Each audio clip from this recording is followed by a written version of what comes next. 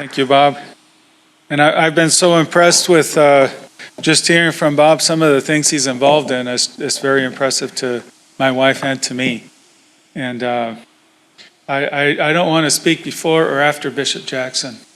That's a hard thing. And I'm certainly not as intelligent or as eloquent as he is. In fact, I think I'm here because of my weakness and brokenness, which is what many people relate to from my story.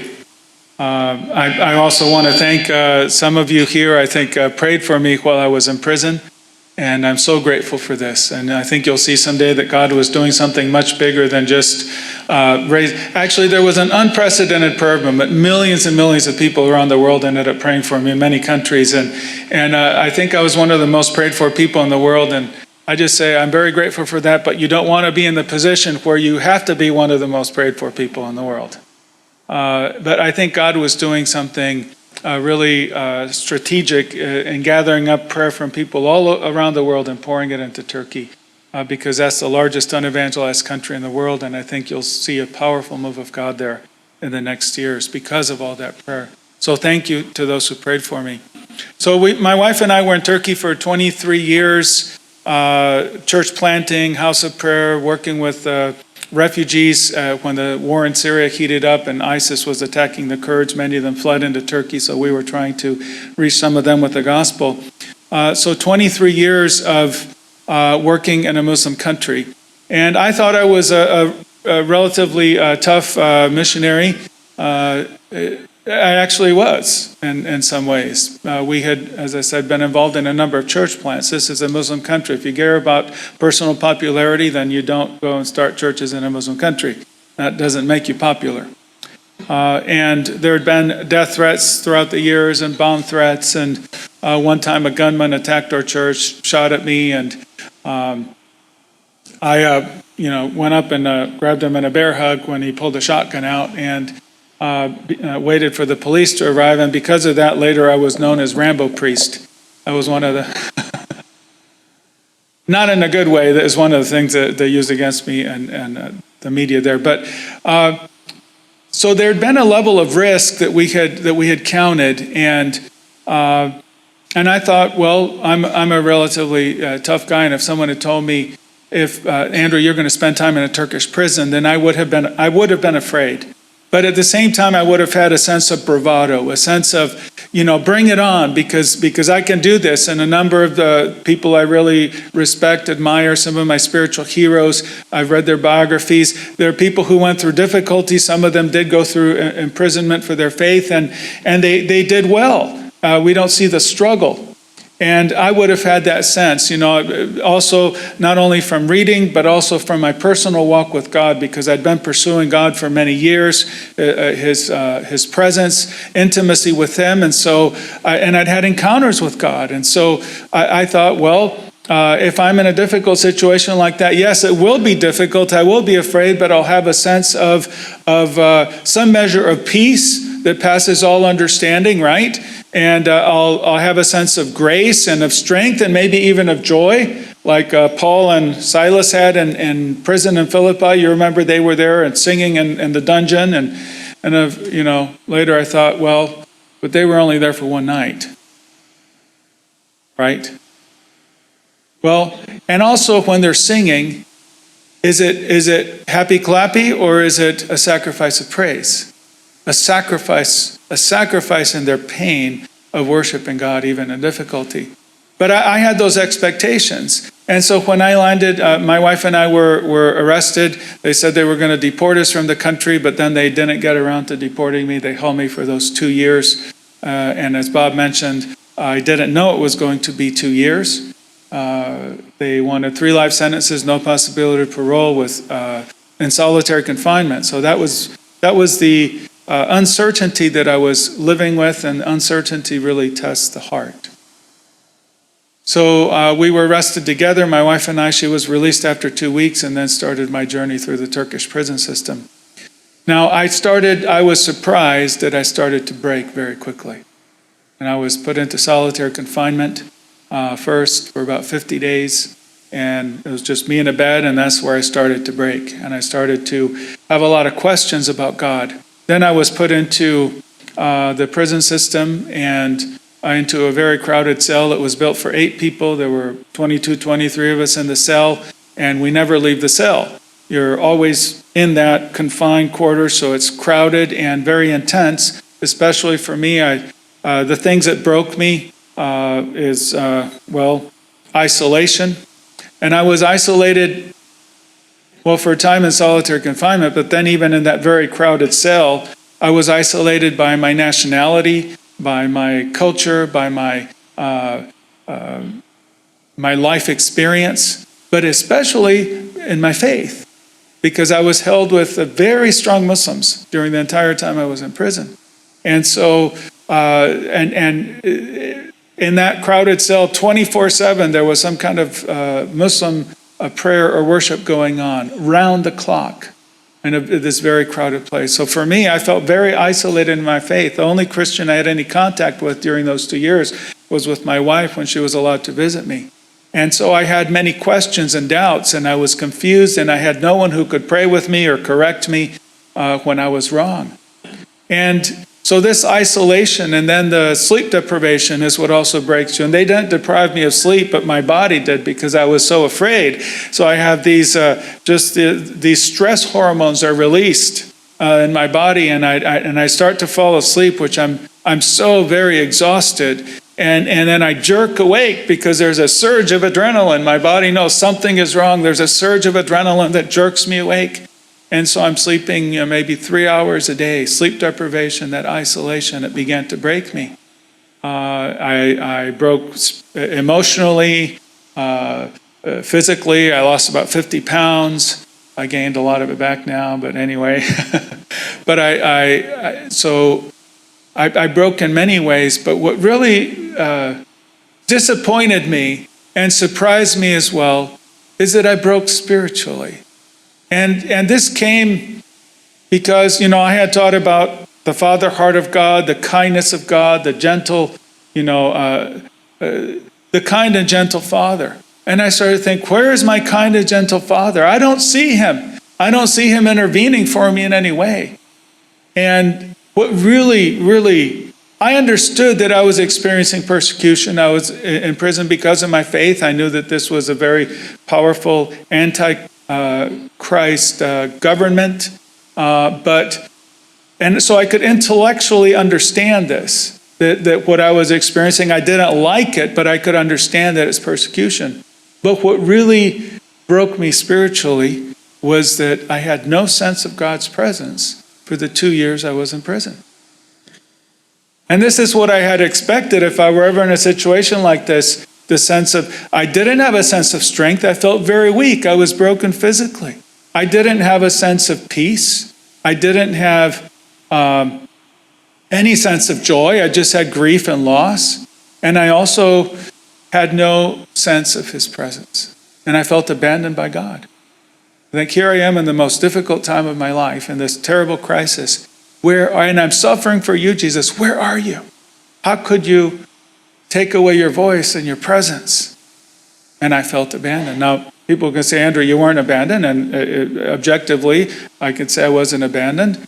But it sure felt that way. And Jesus felt that way. He said, my God, why have you forsaken me? It was a very powerful emotion of abandonment.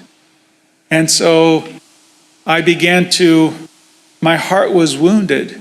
And this disappointment in God, I found out that as I look back, I had grace that took me through, but it was mostly an unfelt grace. I found that grace is not really an anesthetic.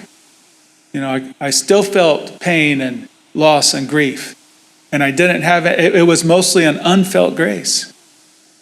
And so that wounded heart, that disappointment in God, the offended heart, because my heart was offended toward him. How could you do this to me?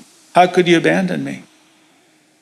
I began to question God's existence, which really shocked me because I'd been preaching the gospel for years. I've been baptizing Muslims into following Jesus Christ. And here I am after teaching the Bible for many years, even questioning if God exists. And then trying to move on from that and disciplining myself, I said several truths that disciplined myself to repeat multiple times a day just to try to affirm truth. And the first one was, God, you exist and you're involved in my life. I had to go back to that basic truth and repeat it to myself, even if I wasn't always sure of it. And then I moved on from that to just accusing God of, questioning his character, his love, his faithfulness. I haven't seen your faithfulness, his goodness, and his truth. I don't know that you've been completely direct and truthful with me. Just questioning his character. And this was suffocating. This offense in my heart was suffocating my relationship with God. And I was thoroughly, thoroughly broken. My story is not only one of brokenness. I broke in the first year, and then God rebuilt me in the second year. It was still very, very difficult in the second year. Every day was difficult.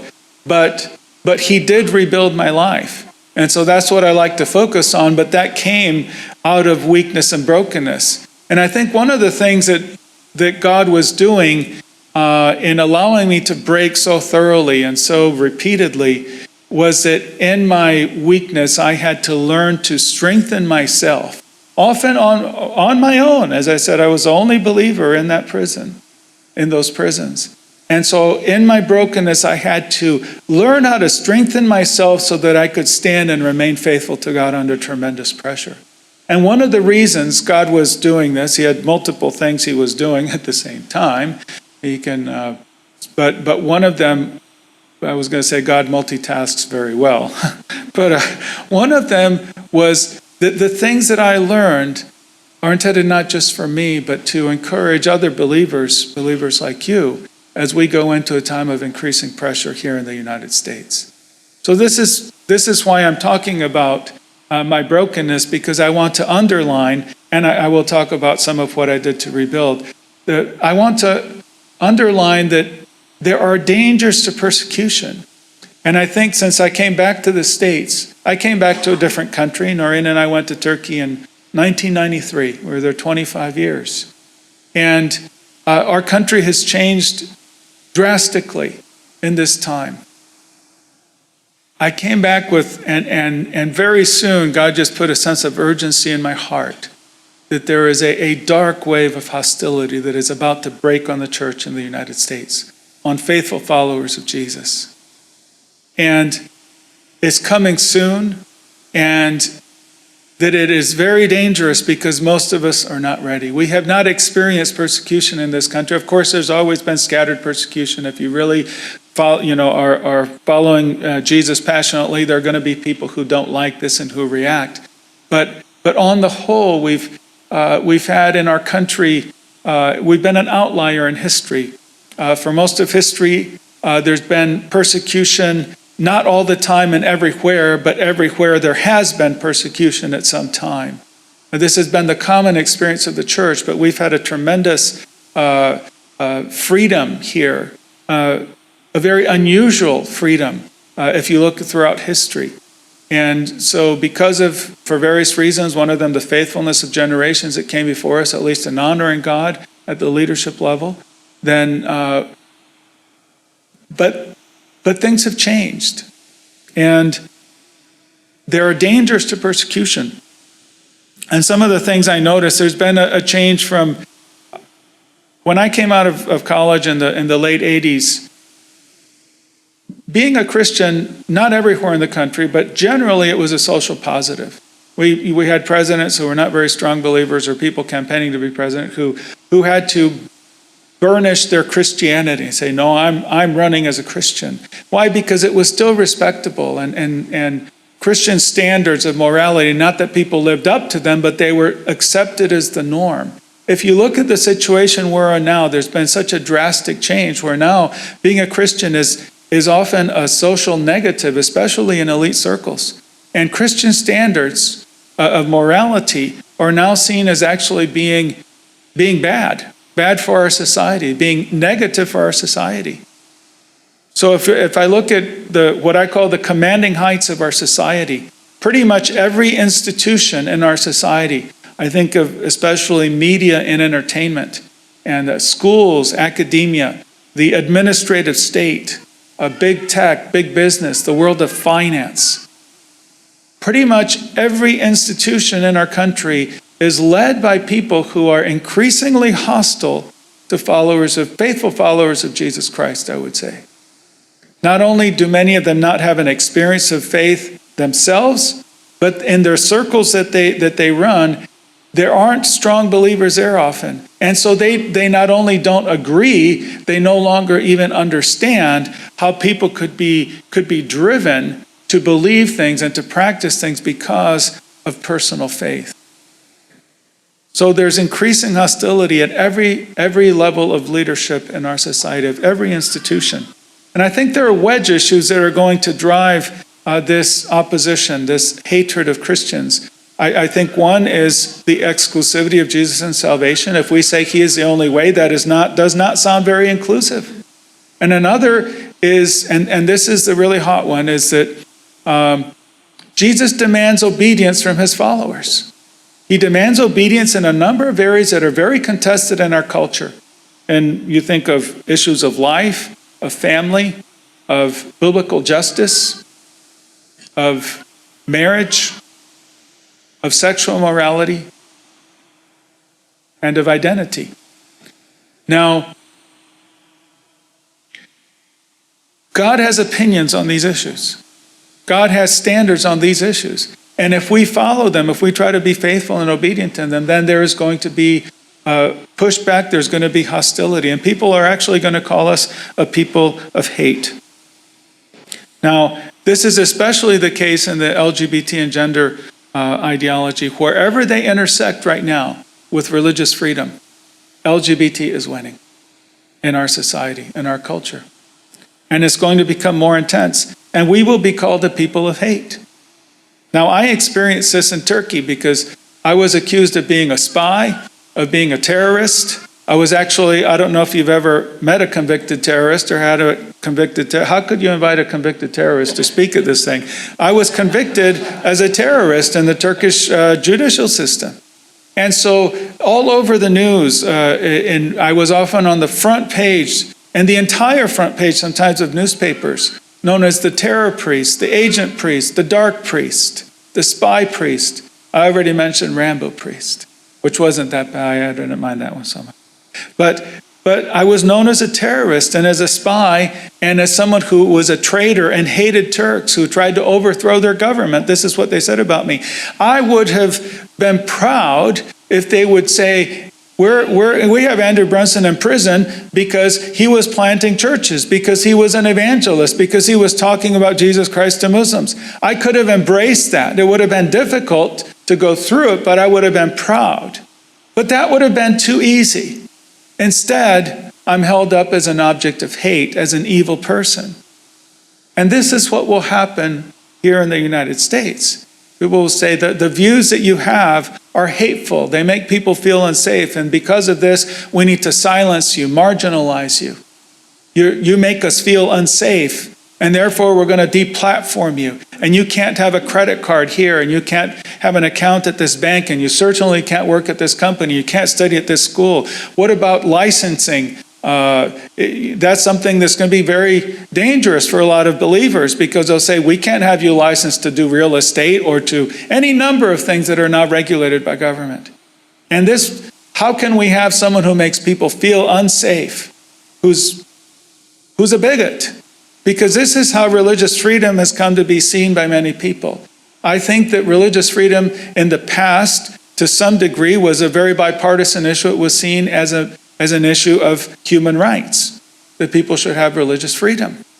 Back in the 90s, the Religious Freedom Restoration Act was passed almost unanimously in Congress. Try to do that now. It will not pass. Because now religious freedom has become politicized. The left believes, I think increasingly, that religious freedom is an issue for the political right, and that it's used as a cover by the political right, by conservatives, to justify bigotry and intolerance. Now that's not true, but that's how it's being seen. And so how many people will defend religious liberty in the future? This is going to have very serious consequences when it's no longer a bipartisan issue. I think Supreme Court Justice Alito recently said, it's hard to convince people that religious liberty is worth defending if they don't think that religion is a good thing that deserves protection. And that's where we're headed when many of the things that Jesus insisted on and that God demands from his followers are now seen as a threat, not seen as good. And you look at our elite law schools now, that most of the future judges come out of, they're functionally atheistic. Are those people going to be willing to defend religious freedom in the future? And so this is what we're going into. This is what we have now. And then I think about what's coming ahead of us. Have you heard of moralistic therapeutic deism? I think some of you are going to go to sleep when I say that. Moralistic therapeutic deism. Well, here's what it means basically. Some researchers at the University of Chapel Hill, North Carolina, Chapel Hill, back in early 2000s, did research into the belief system of young people at that time. And this is what they said the functional belief system is, that God exists. What he wants is for us to be nice and good, be kind to other people. The central goal in life is to be happy and to feel good about oneself. And good people go to heaven when they die. And this basically sums up what that generation of young people believe. That's the millennial generation. God wants me to be nice. He wants me to be happy. And I can go to heaven if I'm good. How is that belief going to survive pressure? If God just wants me to be happy, well, this makes me happy, and I can't tell anyone else that what they're doing that makes them happy is something that God doesn't want. And then we look at Gen Z, and there's surveys that have been done show that there's a very high percentage of Gen Z that supports censorship of hate speech, and many support using violence to silence people they disagree with. Who do you think that's going to be applied to? To the people of hate, who have a message of hate that's not inclusive. What I'm talking about is us. You say, how can that be? Jesus was called, people said Jesus was demonic. They said he was hateful, even though he was the most loving person in history. And Jesus said that his followers would suffer the same things, that they would have the same reaction, and they would experience the same things. Why is this? Because people react to Jesus in us. When we walk close to him, then we carry his scent, and people will react to this. So what I want to say is, especially to those of you who are pastors, anyone here who has even parents or grandparents, anyone who is influencing others, is that the sheep are in danger. This is really why I wanted to speak here, is because I heard this, a pastor appreciation, Christian worker appreciation. And I want to say pastors, shepherds, the sheep are in danger, and many of them are confused. And we have to prepare them for this dark wave that is going to hit so that they're able to stand. And many people are confused in our churches already. I think that many pastors are hesitant to talk about some of these difficult issues because their churches will divide. Our people have been marinating in this ideology for so long that many people, even in conservative evangelical churches, conservative theologically, would react to many of the demands of Jesus. And so, wanting stability, not wanting our churches to be divided internally, I think many people are holding back from speaking, from preparing and training our people how they can walk through these difficulties that are coming. One thing that pastors say is, I don't want to be political. And I think the bishop already talked about this. And I say, don't be political. I don't want to be political. But what I'd say is God has a side. There's an interesting picture in Joshua where they've just crossed into the promised land and they're before Jericho, and suddenly before Joshua this angel appears, and Joshua says, so are you for us or for them? Whose side are you on? And he says, no. He says, I'm the commander of the Lord's army. Basically, I'm on God's side. I'm not even on your side, Joshua. I'm on God's side. And the message is, God has a side. And whether you're on the left or the right, it's incumbent on us to get on God's side. What is God's standard? And to say about everything what God says, to say about God what he says about himself, about us what he says about us. If he says something is sin, then I have to say it's sin. If he says something is good, then I have to say it's good. If we're saying what God says, that's not political. That's simply speaking truth. Many people may see it as political, but it is not. We need to be speaking truth to the people who are under our care. And many people also, pastors, leaders, are hesitant. They say, if I talk about these issues, for example, about gender identity, people are very genuinely confused, the younger generations, about this now, because they're hearing it from a lot of places. Are they hearing God's view on this from Christian leaders? So there are a lot of people who are confused. And many leaders think, well, if I talk about these things, people are going to think that we're an unloving church or an intolerant church. I say, well, you're right. They will. They will think that. Many people will think that. I already gave the example of Jesus, how he was misunderstood. People will think that you're evil. And so you need to prepare yourself. You will be hated. But let's make sure that when they say this, that it's a lie. That we are loving. That we are compassionate.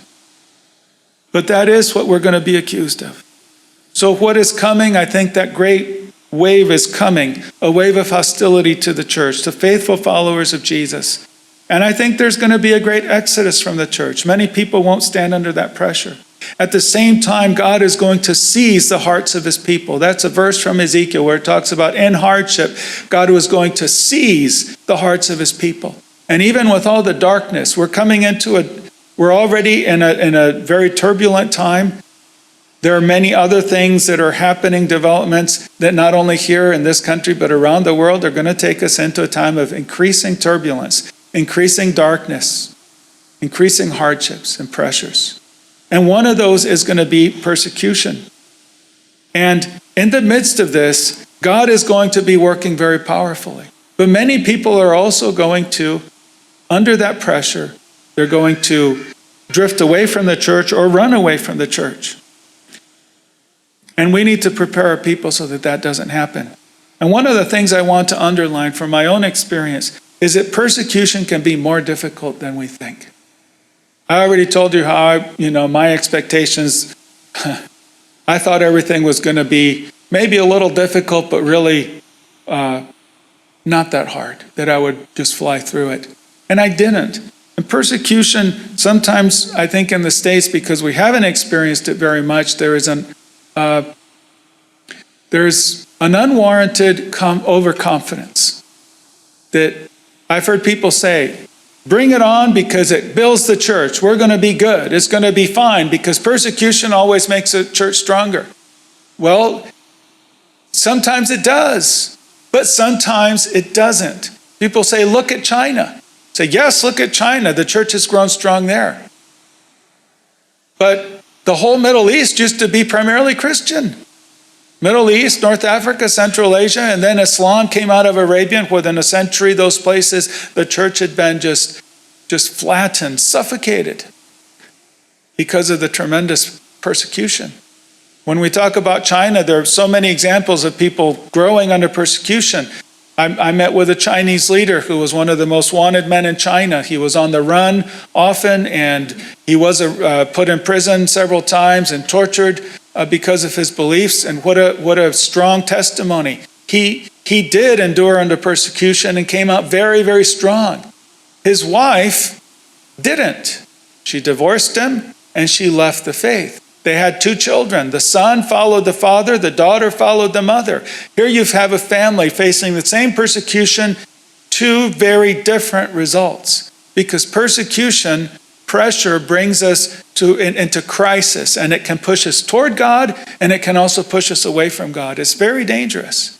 And so I want to say not everyone makes it through. And Jesus, when he talks about persecution, he always warns about the dangers.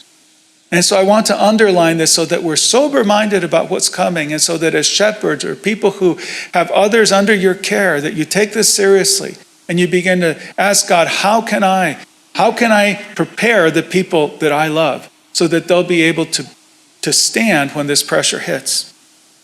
I'm an example of this because I almost failed. I talked to you about how my offended heart toward God almost knocked me out of relationship with him. I want to talk a little bit about the offended heart because it is what almost knocked me out. And it's actually, I think many people are this is going to be one of the main dangers we face as we go into times of pressure. So I want to talk about how God rebuilt me in the midst of this. He gave me a picture. There was a turning point around the end of the first year, just a picture of a valley of testing. And all believers go into times of testing. I don't believe God causes all of our hardships, but he tests us in the midst of them. And I had this picture, the valley of testing, that was full of the skeletons and the dry bones of believers who had failed in their tests. Now, I'm not talking about what their eternal destiny is, whether they go to heaven or not. What was underlined to me is these people in a time of testing, they lost their friendship with God and they failed. And after that, they have no fruit in their lives. And God drove this into my heart as a grace. He drove it in and I started to cry out, oh God, I'm so close to the point of failure, so close to losing my relationship, my friendship with you. I don't want this to happen and end up a skeleton in this valley, just dry bones. And so I made a decision. It was a decision with my will. It wasn't with my emotions because my emotions were in complete turmoil. But it was basically to set aside all conditions I had placed on God. And I said, whatever you do or do not do, I will follow you. Whether, if you don't give me your presence, I will follow you. If you don't give me your voice, I'll follow. If you don't give me a grace, I will still follow you. If you never release me from this place, I will still follow you. And it was a decision to embrace him in spite of my doubts and questions and confusion. And it was a decision also very intentionally to turn my eyes toward him rather than away. And one of the things is that, in my weakness, and I had to do this repeatedly, time and time again, I have a decision. Am I going to turn toward you or away from you? And I choose to turn toward you, Jesus. And sometimes in my weakness, I can only maybe turn 1 degree in your direction. That's as much strength as I have is to barely turn. But it's all the difference in the world to turn 1 degree toward him than 1 degree away from him. Because turning toward him even slightly positioned me so that then I could begin to receive from him. And he could pour into my life. Even if I didn't feel it, he could still work with me because I was positioning myself before him in a correct way. And I underline this because no matter how dark the valley that you're in, or the discouragement or depression that you're in, you have enough will that you can turn toward him, even if it's only slightly. And that will make all the difference in the world for the rebuilding in your life. Another thing that I did was, this is a very practical thing, is I imagined a lockbox. And I had a lot of time in prison to think about these things. And I thought of all the security measures that will make this box impenetrable by others. And then I opened this box and I visualized putting into it my doubts and my questions and my accusations, all these things that I didn't understand about God. And then I securely locked that box. And I said, God, you and I are the only ones who can open this box. And if you want to open it and if you want to deal with my questions and doubts while I'm in prison, go ahead. But I make the decision with my will. I am not going to open this box. I'm not going to give these questions a place in my mind anymore. I will not entertain these doubts anymore. Here's the key. I say, I don't need answers to have a relationship with you. I don't need answers. I don't need to understand to have a relationship with you. And after that, I said, okay, God, I learned my lesson. Now you can give me your presence and, an encounter with you here in prison. He didn't do it. But what this did is it broke the stranglehold that these doubts and this offense in my heart, the offended and wounded heart had toward God. It broke that stranglehold. And I was able to begin to receive truth again.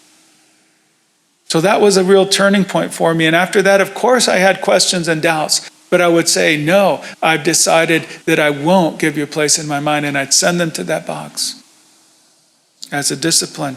And I also came to realize I had all these questions about God. And God had questions for me. It dawned on me, I'm questioning God's love and his faithfulness. And I come to see it's not his love or faithfulness that are being tested. It's mine.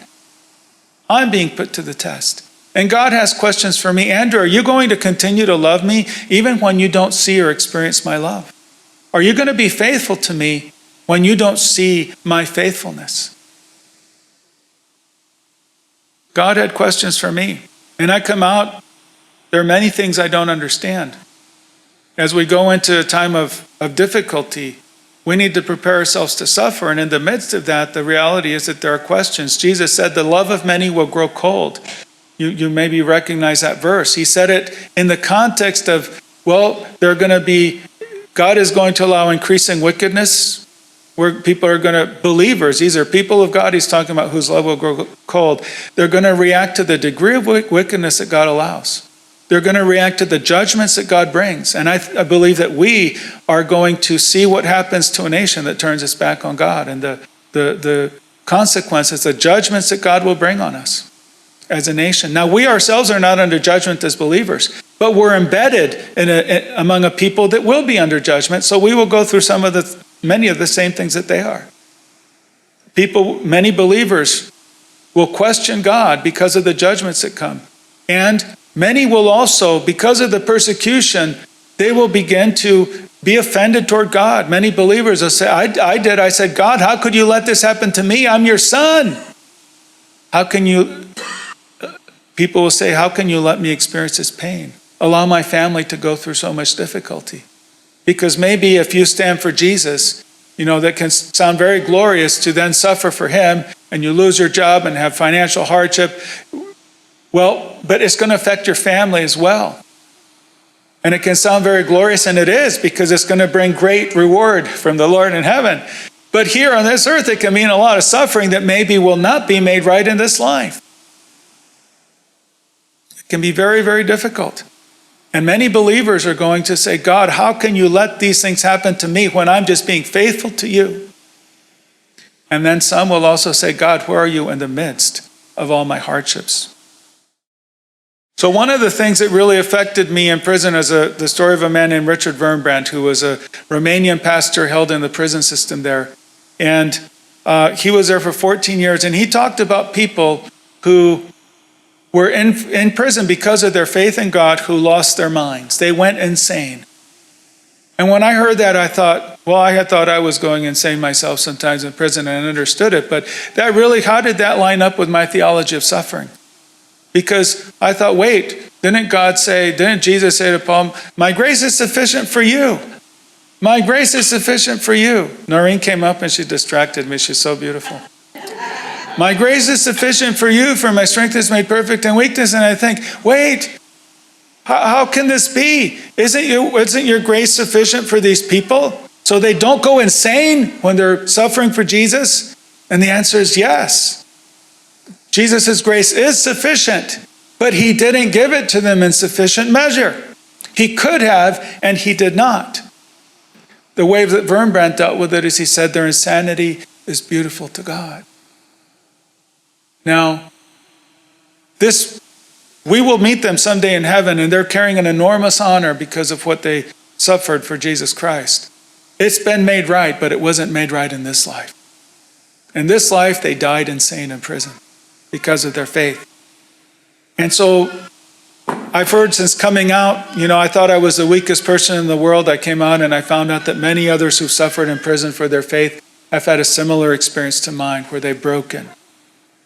Many Chinese are strong, but many have broken in prison, and some of them come out broken. We're human. We break, and God allows it. And God is willing to offend us. This is what I see in the Bible, that he's willing to offend us. He tests us with offense. I think of John the Baptist. Here he is. He's in a dungeon, and he sends his disciples to ask of Jesus, some questions. And Jesus answers him But he doesn't say anything about John's situation in prison. He doesn't use his power. He doesn't use his power. He tells John, tell John I'm doing all these miracles, the lame walk, the blind see. So it's powerful ministry. He doesn't use it on John's behalf. He doesn't say anything to John other than, be careful that you do not stumble because of me. So here he is. John is in crisis. Jesus says he's the greatest servant of God up to that point in time. But he's at a point of crisis and he's having doubts. And Jesus says, be careful that because of offense in your heart, you don't stumble now. And shortly after that, John was executed. Jesus did not intervene. He didn't do anything for him. I think of other examples of offense. There are all these disciples of Jesus, and he says, if you don't eat my flesh, if you don't drink my blood, you have nothing to do with me. And they're all offended and walk away. And if I were Jesus, I'd say, hey, wait, guys, come back. Let me explain this again. I think you didn't get it right. There's no reason for you to all walk away from me. But he didn't. They were offended and he let them go, and he didn't go after them. And yet there's another woman and he calls her a dog. If you know the story, very offensive. And she says basically, I'll be a dog, but I'm not leaving. And his heart is so moved, she and her daughter are saved. So the heart response to God is so very important. One of the very important verses for me in prison was Isaiah 50, verse 10, where God is speaking to Israel in exile, and he says, for the one who walks in darkness and has no light, trust in the name of your God and lean on him. And I think this is what, God could have said, you're in darkness, but I'm going to send you my light soon. He didn't say that. He said, you're going to be in darkness for a while. Lean on me. Lean on me in the dark. And this is what he was teaching me. In my darkness, without a sense of his presence, to say, I lean into you, Jesus. I lean into you. Now, I've talked about my crisis, but the truth is that every one of us here, you've either gone through a time of crisis or will, where you have no sense of God's presence, where you wonder, where is God? Not in every crisis. Often we have the body of Christ around us, or you'll have God will intervene in some way, show you his presence. I don't know, in many occasions. But most of us will go through some time in our lives when we don't have that. And then God has for you the same questions he had for me. Different situations entirely, different contexts. Mine was in prison, yours may be in an illness or in pain or the loss of a loved one, the loss of a relationship or financial difficulties, any number of things. And he has the same question, are you going to love me even if you don't see my love? Even if you don't see my hand on your life intervening for you? Are you going to remain faithful to me even if you don't see my faithfulness right now? And these times will try us, they test us, and your response will determine your relationship with God. I choose to embrace you, even with my doubts, even with my questions, even as I stand in the dark, I still choose to embrace you. And this is going to be so critical as we go into times of hardship for you, but also for the people that you love who are under your care, that you prepare them to have that heart response that says, whatever happens or whatever you do or don't do, I am dedicated to you and I will continue to embrace you. I want to finish with this last thing, which is trust, the issue of trust, because I want to leave you with an encouraging note. This can be a heavy message, but I want to encourage you in the midst of it. I had a difficult time with the concept of trust in prison. And it's very important to God that we trust him. He really wants us to trust him. I had a hard time getting my mind and heart around it because it's very hard. Often we link trust to an outcome. What I mean by this, an example, people would send me messages with Noreen, Andrew, just trust God. And what they really were saying is, Andrew, trust God that he's going to get you out of prison. And I looked for that Bible verse and I couldn't find it. Andrew's going to get out of prison. It's not in the Bible. So I know that we're supposed to trust the person and not for the outcome. But it's very hard for me to separate the two. And so this is how I approached it, how I began to think about it, is to say, Jesus, I believe that you're a good leader. You're an excellent leader, and I'm going to lean into your leadership. I trust your leadership of my life, and I lean into you. I don't understand what's happening. I don't know what you're going to take me through. I don't know what hardships I'm going to experience, but I trust your leadership of my life. One of the very important, my favorite verse, it still is probably one of my favorite verses, maybe my favorite one. It was in prison, became so in prison, as Paul, 2 Timothy 4:18. These are some of the last words that Paul wrote. He's in his final imprisonment. This time he's in a miserable dungeon, not like when he wrote Philippians. This is a miserable dungeon, and he expects to be executed. This is the end of his life. And he writes, "The Lord will rescue me from every evil deed and bring me safely into his heavenly kingdom." Safety, rescue, maybe they look different from what we would normally expect, because Paul expects to be executed. He says, the Lord will rescue me. He'll take me safely through to his heavenly kingdom. And this really touched me, because that's what leaning into Jesus means for me. I don't know what's coming. For Paul, it's the executioner's axe. I don't know what's coming up ahead of me now. But I will lean into your leadership, Jesus, and trust your leadership of my life. And I look back at my time in prison, and I've told you about my brokenness, some of it. I was suicidal. I almost did not make it. Physically or with my heart, with my faith. But as I look back, I came so close to failure, but I see that God brought me through. And I came out stronger, and I came out with more love for God, a deeper love for God than I had when I went into prison. He shepherded my heart through that darkness. I wasn't even aware of it, but he shepherded, he brought me through. And I don't know what's ahead of me now. There are hardships ahead of me now, but I say, I'm leaning into you because you are committed to taking me through. He's committed to taking you through, to shepherding your heart through whatever wave is coming, whatever persecution. He's committed to taking you through, to shepherding your heart and taking you through to his kingdom. Just lean into him. And know that he's committed to you. So Lord, I ask for my brothers and sisters. Lord, give us a hunger for you, to run after you, to desire more of you, that we may know you, that we may know our God and thus be able to stand. I ask that you pour into us your strategies, Jesus, of how to prepare the ones that we love, the ones who are in our care, for pastors here, for the sheep that they are to shepherd. Give us strategies to strengthen them and strengthen their perseverance and their love for you, and to protect against the offended heart. To learn how to stand even when we're afraid. Give them strategies to prepare those they love, so that we can stand and be faithful to you. I ask your blessing on my brothers and sisters, and I bless you in the name of my King, Jesus. Amen.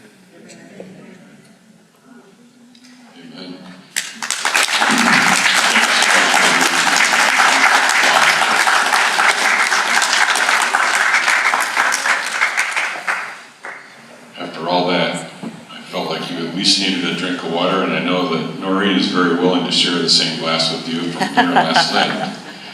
Wow. I guess I'd like to start just kind of a discussion with the Brunsons. What was it like when you found out, or what were the circumstances under which when you were all of a sudden, some jailer came and said, Brunson, unlock the door, and what was it like when you got out, or when you were all of a sudden getting out, or you knew that was... So I didn't know that I would be released from prison. As I said, I had the idea of the 3 life sentences hanging over me. Until the very day that I was released, I didn't know that I would be released. And this was not a normal judicial process. It was a political trial. So it was the president of Turkey that ultimately would make the decision to release me or not. So when I went to trial for the last, what turned out to be my last court date, there were 4 of them spread out over around 8 months or so. When I went there, I did not know if I would be going back to prison or be released. And I was very quickly, they moved to convict me. I was convicted of terror crimes. They sentenced me and then said, we're going to release you while you appeal the sentence and you can leave the country. President Trump had imposed sanctions on Turkey.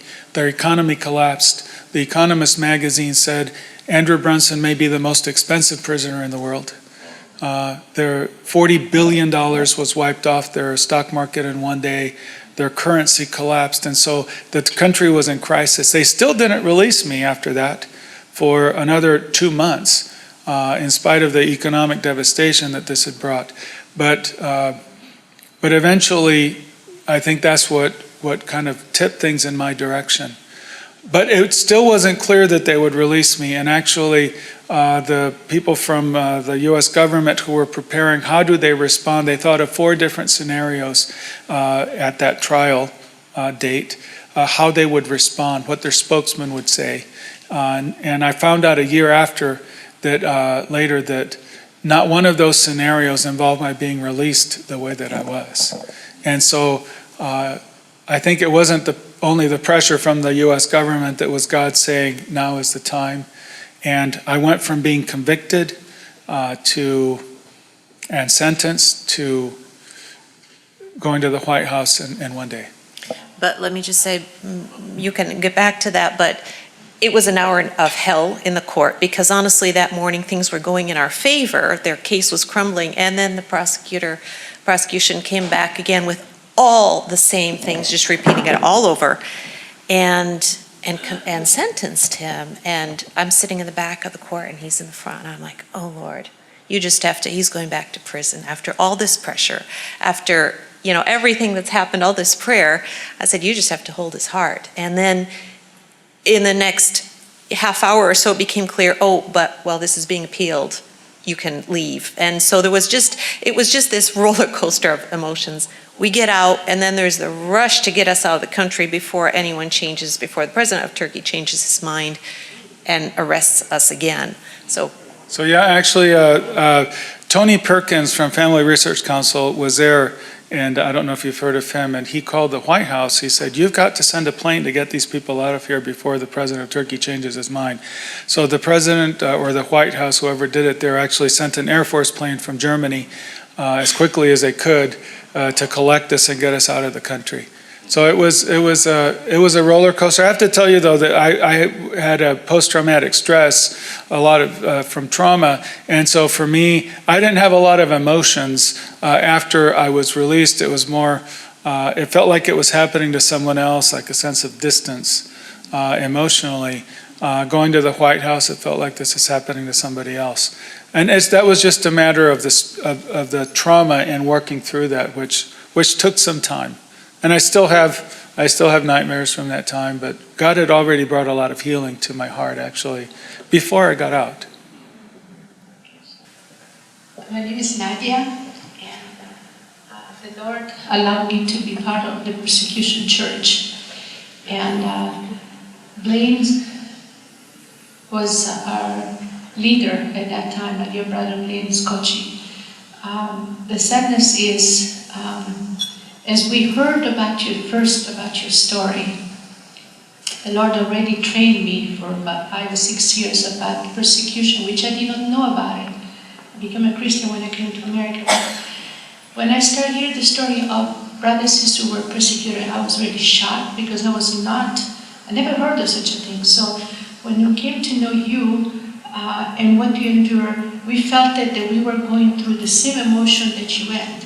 So we also learned on persecution was through praying through the conference call 3 nights a week, and sometimes even 24 hours we prayed for you.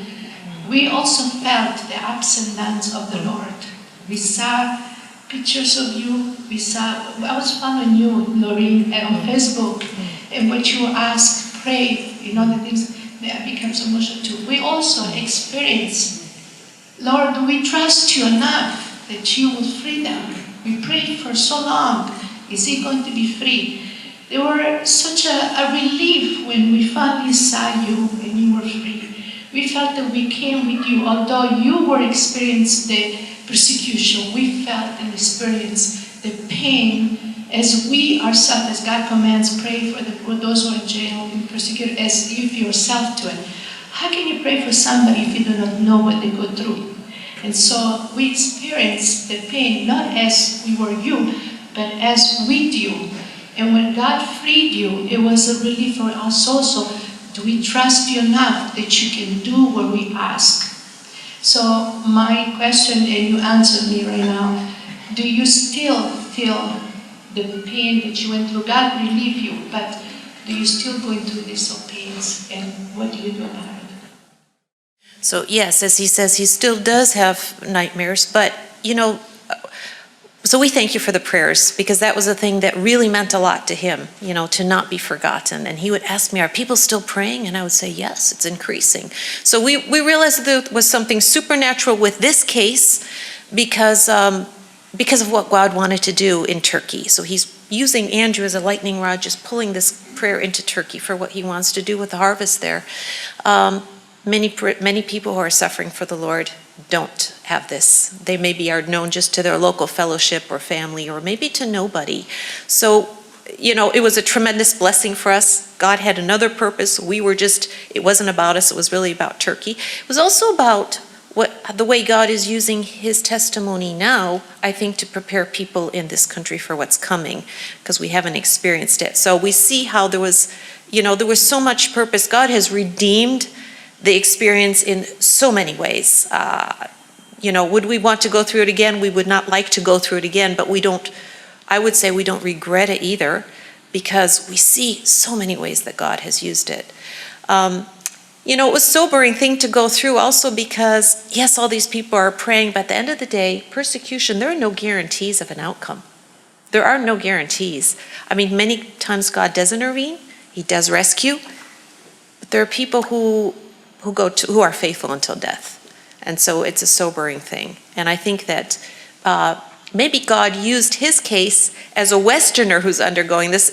Sometimes we hear people in North Korea or other places undergoing persecution, and it's kind of like, yeah, they have to suffer. Yeah, they're in a different country. Yeah, it's over there. But here it was an American, and so maybe people latched onto that a little bit more and entered that into a little bit more, because the Lord is wanting to teach us here in the West, where we have not undergone much persecution. We are not prepared, and we actually need to learn from those who are enduring it and have been. Were you ever able to witness to other prisoners at all during your time, the 2-year period? Yeah, so the people I was kept in cells with, remember, we didn't go outside the cell, so it's not like I could meet a lot of other people. You can spend years in the same cell with the same people and not meet others. But they all knew why I was there. I was the only Christian, and I did share with them. Most of them were not interested. They were actually very, very strong Muslims. But whenever they were sick, I would pray for them for healing. I tried to tell them about Jesus. And there was also a public witness, because I was all over the media in Turkey, and much of it was very negative.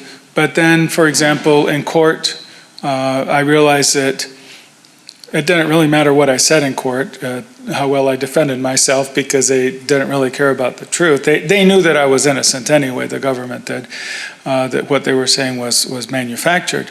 But I decided then that I should have a witness in court. So I tried to do that. How does a Christian react under these circumstances? And also very deliberately present the gospel to the judges, to the media that was in the courtroom. For example, I said, I've been forgiven, and God requires that I forgive others because of this. And so I listed all of the people who were there as false witnesses against me, and I forgave them publicly, and just tried to have a witness. And as we left Turkey, so all of Turkey knew who we were. It was all over their media nationally. As I said, their economy had collapsed in relation to my case. And so everyone was suffering because of this and knew who we were. And as we left, the last thing that we said that went into the media was, we love Turkey. In spite of all that we've experienced, we still love Turkey. And this was our message when we came back here that was broadcast back into Turkey. It's even though we experienced difficulties and injustice, God put his love for this people into our hearts, and we still love them. So it's a message of forgiveness and God's love. So there has been a witness. Thank you for your witness. One time I was in San Francisco for a surgical meeting, and one of the recruiters for the Army was a Muslim. I asked him, "Do you believe in Jesus?" He says, "Oh, yes, sir. He's a great prophet." I said, "Do you believe prophets tell the truth?" "Oh, yes, sir." I said, "Jesus said, 'I am the way, the truth, and the life, and whoever believes in me will have eternal life. And no one comes unto the Father except through me.'" He scratched his head and said, I don't know. I don't know. I'm not that much into religion." And he sat down. But I think the people of the Islam faith do have respect for Jesus. He said, "I believe Mary was his mother and Joseph his father, and we reverence them. But he's a great prophet." We do have an opportunity to witness to our Muslim brothers and sisters about the freedom that Jesus gives to us. Galatians 5:1, "For freedom, Christ has set us free." One time I was in Kirov, near the Siberian border, and that was one of the things that I said, "Господи, Иисус освободил нас." For freedom, Christ has set us free. And we are, in this country, I think we're losing a lot of our freedoms. And I think as we look around at what's happening to our country in our schools. In 1951, my uncle, who was a Methodist missionary to the Ponca Indians in Oklahoma, sent me a communist manifesto that said, "We will overcome the United States without firing a shot. We will take God out of your country. We will introduce pornography, drugs, and a bunch of other things that we're seeing now. And if we don't speak up, if we don't stand up for Jesus, we're going to lose our freedoms, we're going to lose our country, and our children will suffer for our incompetence." Thank you for your witness.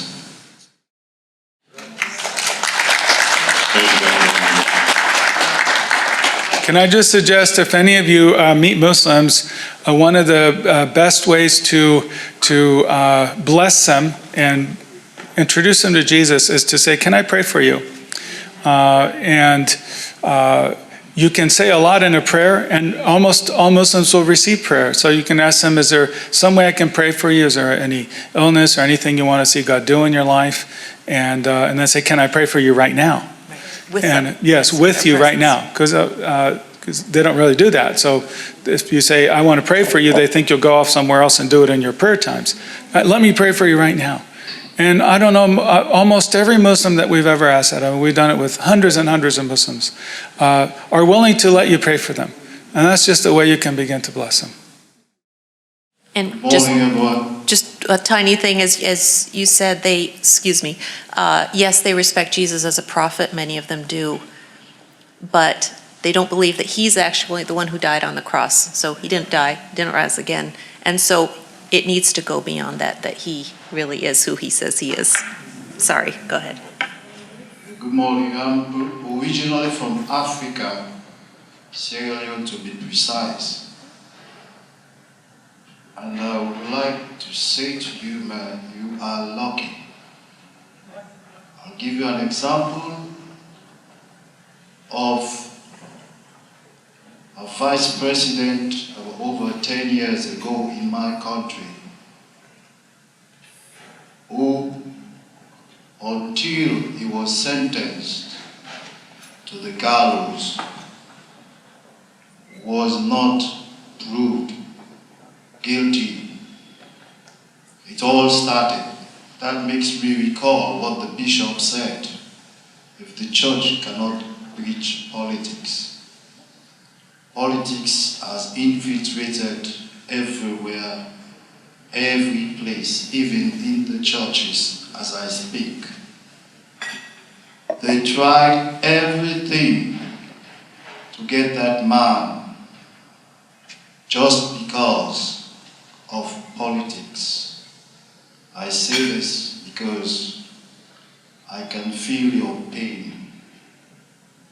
I've witnessed 10 years of civil war in my country, and I've seen people being killed innocently for something that they never did.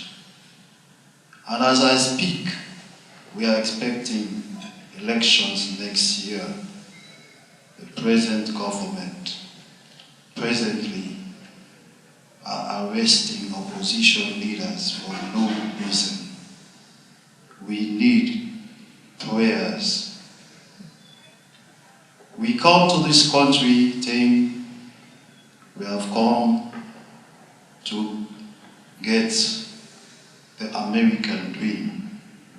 But I've seen people who were born here, who are Americans, are still trying to get this American dream. And one thing I always say, and I already speak, and I've told my people back home, let us pray that God will be the Chief Electoral Commissioner, and let God be the returning officer for our elections back home next year. I'll keep praying for you, my brother. As I speak to you, last Sunday, I became a soldier in the Salvation Army. I have gone through a lot. I've seen people shot dead in the street. So, my man, if you have been praying with your hands up, I ask that you use your feet also. And if possible, prostrate on the floor. Because know that the devil is always around. Don't give up. Your miracle is on the way.